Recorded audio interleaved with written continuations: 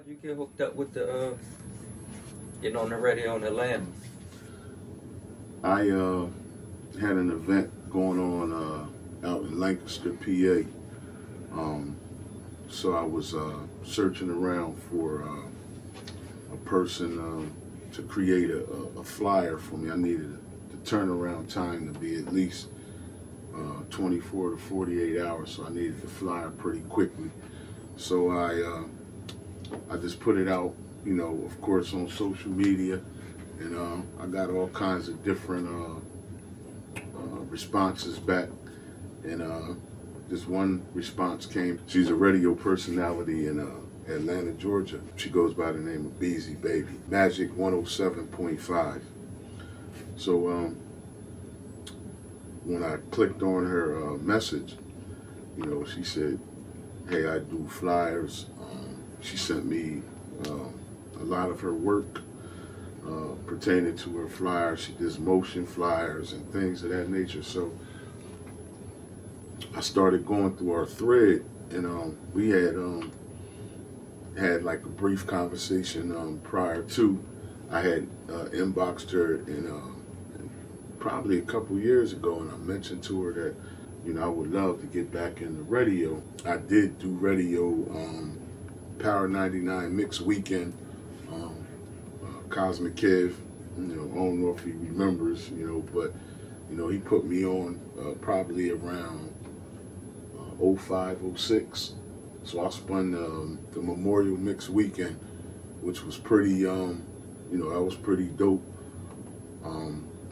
So I wanted to, experience that again. And, she did the flyer, and then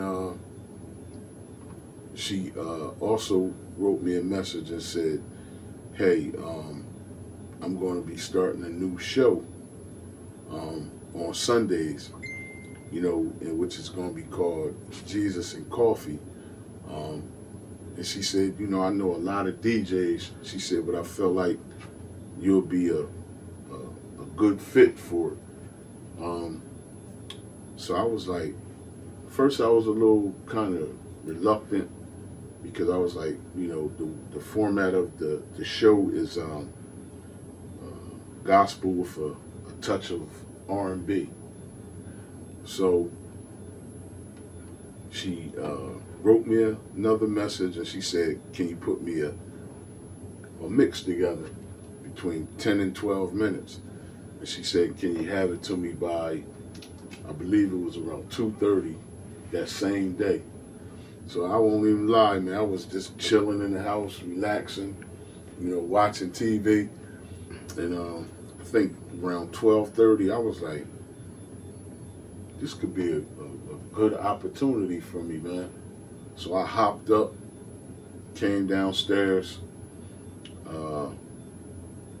started deciding on certain songs that I wanted to use for the mix. And she sent me her email address, and I ain't gonna lie to you, I got done at about 2:29, and I sent it off, and the rest is pretty much history. You think DJing is like something you would like to teach? Be like a good career for a young guy? Yes, we've actually discussed this. Couple of the DJ brothers around here, but it hasn't been discussed in, I want to say, years. Doing a class. We always thought about at that time, doing a session down in the library, like that was at around that time. Just teaching the kids how to blend music together, actually how to,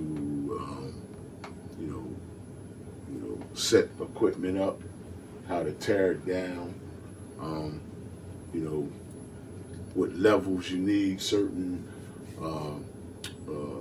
things on your mixers, your turntables, your speakers. So because there's times that you can turn your equipment on. You might have something on that doesn't need to be already on, and when you plug it up, You know, it might blow something out, so we want to teach.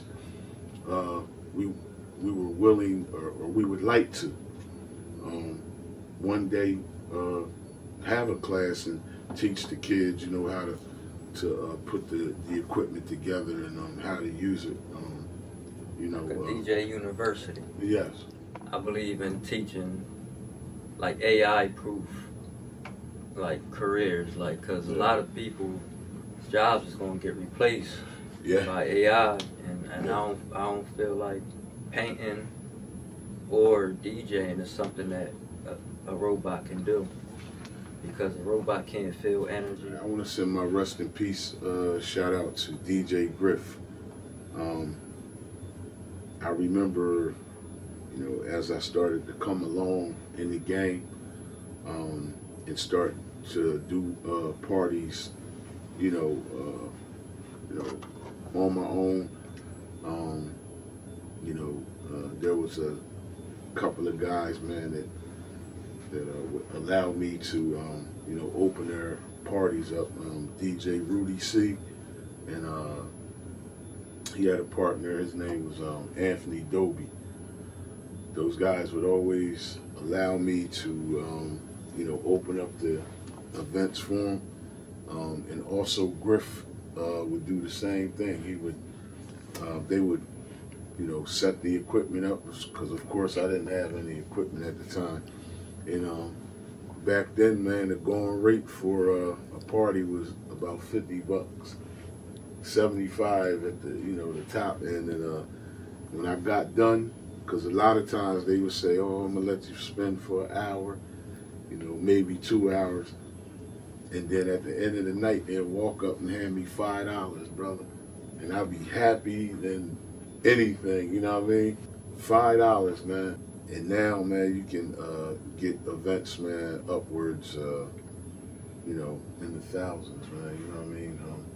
You know, when you know, talk about, you know, weddings and certain type of events where they need certain things, you know, to enhance the quality of the event that they're having. You know, it could be anything: wedding, cabaret, you know, Sweet 16. Yeah, so, you know, the popular things right now is if you like to have special amenities at your weddings, you know, they have the cloud effect on the ground. Looks like a cloud. It's not fog, but it's dry ice and like hot water, and it gives that cloud effect on the ground. You know, that's something that they use at weddings. They have the sparkles that they shoot up in the air.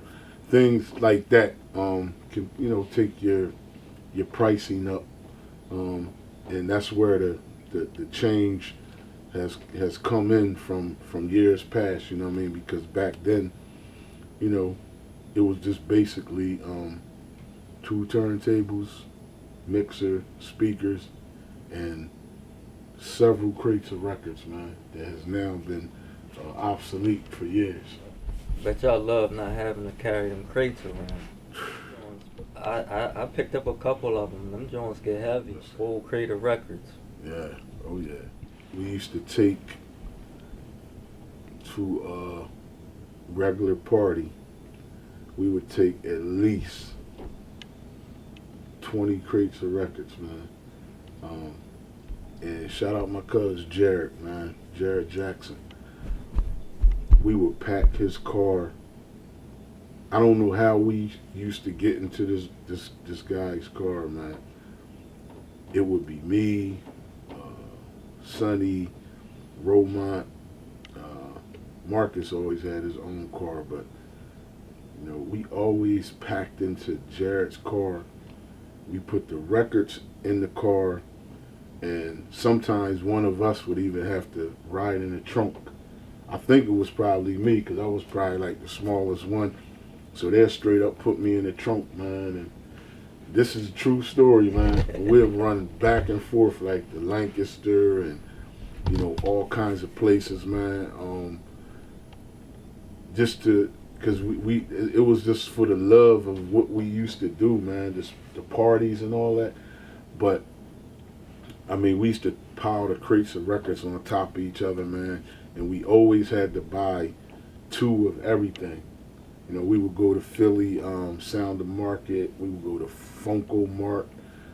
This is where you go to get the records. So we got 2 of everything because, you know, Romont, myself, you know what I mean? You know, we would do some scratching and all that. And, you know, Sonny would do his rapping, you know. So, you know, it's like you go back to back with the beat, you know, to keep him on beat from, you know, while he was rapping and all that.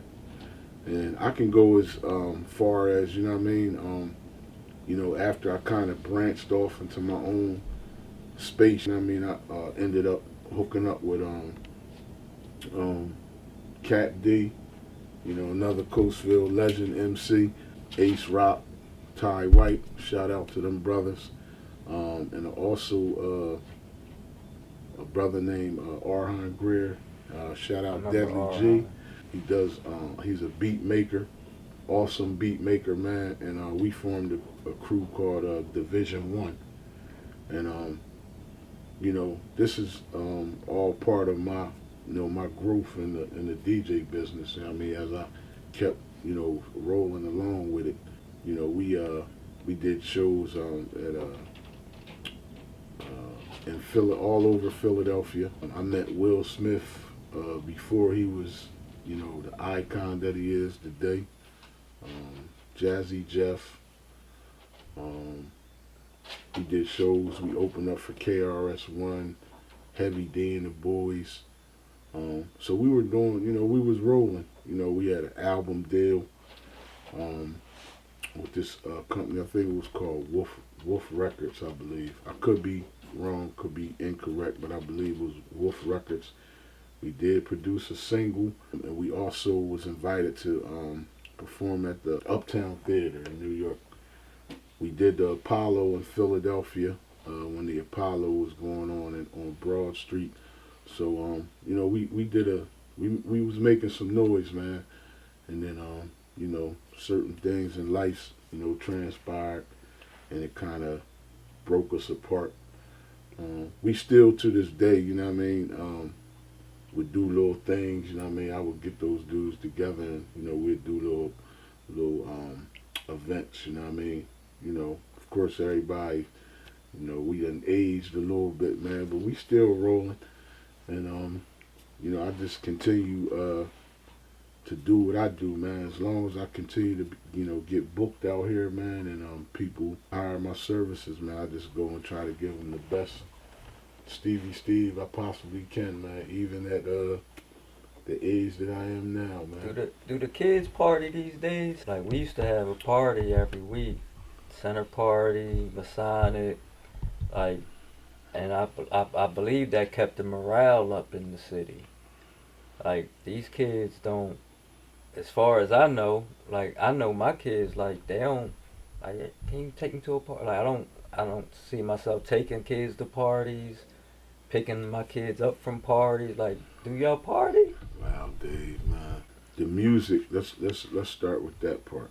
The genre of music that they now listen to today versus you know, the early 90s into the 2000s. It's a big difference, man. They have music now that, you know, my younger son listens to, man, and you know, I have no idea who these artists are, you know what I mean? And they have another type of music that the kids are fixated to right now. It's called drill music. A lot of that music, to me, personally, you know, it's my personal opinion, has an influence. Not all the kids, but a majority of the kids, and not just in our own community, across the globe. My daughter, shout out to Shatay, Gigi, they all doing well, man. I'm proud of all of them. Shatay's in school, college graduate, and they all doing their thing out here, man. Lean 1000, he got his own merch. Along with myself, I got my own merch, SP Entertainment. But you know, Lean, you know, that's my one child, man. You know what I'm saying? Very energetic.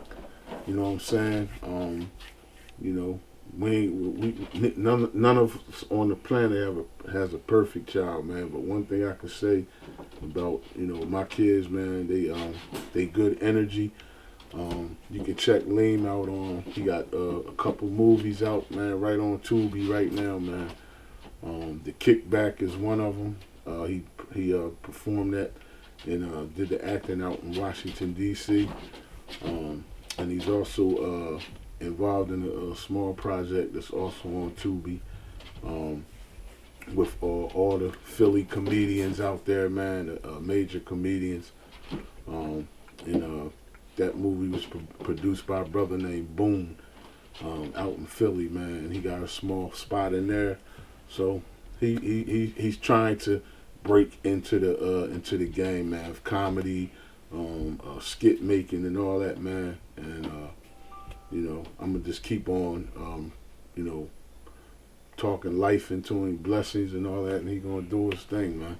You know, follow that brother on Instagram, TikTok, all that. Your sons is all a reflection of you in different ways. My sons is the same way. My youngest son, he gifted, programmed how I came up. He's got internships waiting for him already. Love it. My oldest son's in the high school band. Love it. What I just realized is last year he did it in 8th grade, so he got 4 years of that. Then I got him coming behind him, so I'm probably be in the band 7 years. We'll continue to talk, you know, positive energy into our kids, man, and the kids in the community as well, man. You know, we might not be able to touch them all, you know, but all we got to do is touch one. Mm-hmm. You know what I'm saying? And from there, you know, we just spread our love, our blessings, man, and let God do the rest, man. And that's it, man. SP Entertainment, man.